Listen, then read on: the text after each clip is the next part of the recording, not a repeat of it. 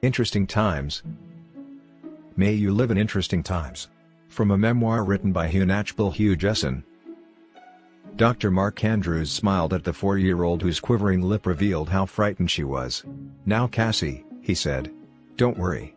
This isn't going to hurt. I'm just going to look inside your ear to see what's making it ache. Okay? Then if you're a really good patient and hold very still, I'll let you see inside my ear." The little blonde girl's big blue eyes lit up in anticipation. "Okay, Dr. Mark," she agreed. Dr. Andrews' dark, curly head bent forward as he peered into the little girl's ear. His kindly hazel eyes assessed the situation. "Cassie," he said, "have you been getting rid of your green peas again?" Maybe, Dr. Mark. I think Susie stuffed one inside my ear to save it for later," she explained innocently. "Susie's a smart dog, Cassie. But, I don't think she can get a pea into your ear." Dr. Andrews chuckled. "I think we'll just get that pea out of there and rinse your ear out, Cassie," the doctor told her. "Do I still get to look in your ear, Dr. Mark?" Cassie asked anxiously. "A promise is a promise, Cassie. I pinky swear you'll get to look in my ear when we get yours all cleaned out. Susie's a smart dog, Cassie. But, I don't think she can get a pea into your ear." Cassie exclaimed, her blue eyes as big as saucers. "I heard, Cassie," answered the willowy brunette who had been quietly watching the whole procedure.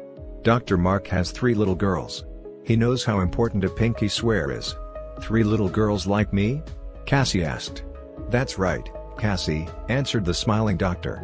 He took a photograph off his desk and handed it to Cassie. "That's Jennifer. She's 10.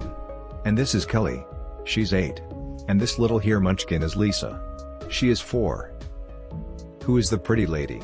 asked Cassie, pointing to the petite redhead with the lively green eyes. "That's my wife, Melissa," said Dr. Andrews. "You have a lovely family, Dr. Mark," Cassie said, seriously.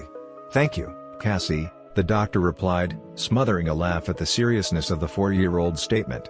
"I think so too." 15 minutes later, the offending pea had been extracted, Cassie's ear had been flushed out, and Cassie had gotten to peer inside her doctor's ear. "Thanks to you, Dr. Andrews, Cassie isn't afraid to see the doctor," said Andrea, Cassie's mother. "No problem, Andrea," the doctor replied. "Having 3 girls of my own makes me a bit of an expert on the things kids do and what they're afraid of." He shook Cassie's hand and told her, "Tell Susie to eat her peas, Cassie," Dr. Andrews told her with mock seriousness. "They're good for her." "I can't thank you enough," murmured Andrea. "Raising 2 kids with Greg gone is just a tough job. It's just trying to juggle work, their schedule, and the house leaves little room for these kinds of emergencies," she explained, running a manicured hand through her long brown tresses. "Your wife is so lucky to have you there." Mark chuckled. "My wife would tell you that I am usually off looking after someone else's emergencies when there's one at home," he said. "And she'd be right. When Lisa was born, I was in Haiti with Doctors Without Borders. And when Kelly broke her leg skating, I was at a conference in San Diego." "But she knows you're only a phone call away and that you're coming home," Andrea pointed out, her brown eyes tearing. "Being a single parent is hard work," she whispered. "Being a parent is hard work," Mark agreed. "Call me if the prescription I gave you doesn't clear up Cassie's earache in a day or 2, he said, smoothly gliding the patient and her mother out the door of the office. Marcia Green, his longtime office manager, looked up from her computer and smiled.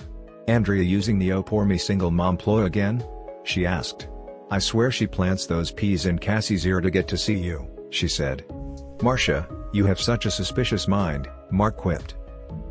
"And Dr. Andrews, you have such a gullible one," retorted Marcia. "That woman has been hitting on you ever since that philandering husband of hers rode out of Peaceful Valley with his 20-year-old secretary." "I didn't know he left with Brenda," commented Mark. "Hello? Where did you think the voluptuous Brenda the breast went?" Marcia asked. "I swear you live in a bubble. The whole town was buzzing about it. Didn't Melissa tell you?" "Melissa never passes on stories unless they're ones about the kids," he said. "That's because Melissa's too well brought up to gossip," Marcia said. "You're right. Miss Patsy'd have her head if she stooped to gossip," Mark agreed. "Who's next?" Mark asked. "Another of your pursuers," commented Marcia. "Valerie Simpson is in examining room 1. She says she has a fever. When will that woman just give up and admit she's in the middle of menopause?" "Oh, stop that," Mark told his assistant. "She might really have a fever. And I might win the lottery too, Marcia shot back. If you were a female doctor, she'd have taken her hormone replacement months ago and we wouldn't be having her filling up the waiting room once a week. So what are you suggesting? Dr. Andrews asked. Just saying, Marcia shrugged. By the end of the day Mark was glad to say goodbye to the office for a well-earned weekend.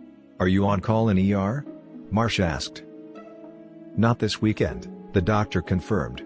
Melissa and I are taking the kids to San Francisco to visit her parents, Mark replied.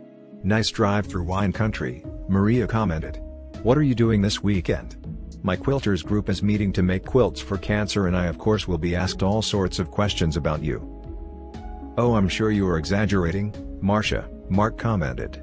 I am a happily married man with 3 little girls. I'm neither eligible nor interested. And that's what makes you so interesting, Marcia pointed out. These women aren't eligible either but they sure are interested. Good night, Marcia, Mark replied, shaking his head. Have a good weekend.